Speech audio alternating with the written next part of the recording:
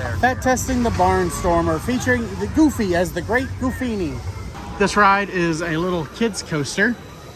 It's based on classic Goofy getting into trouble cartoons. All right, here's our little cart. If you get one of those, make sure you don't bump your head. Now,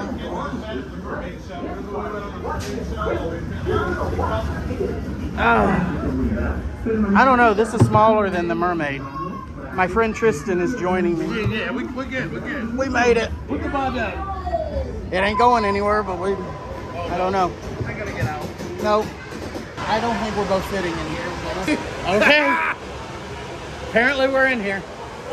By the safety bar coming down, we mean it came down an inch. This is hilarious. This is pretty funny. Just don't, well, you're not fall out because you're squished. Don't Whoa! Whoa! Whee!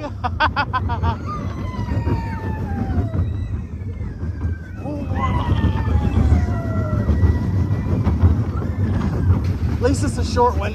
I know, right? Oh. As the ball went down, you. Yeah. Don't do this. My stomach is cramping. Oh, it's fine. No, it's not. Just don't let At least it's fast.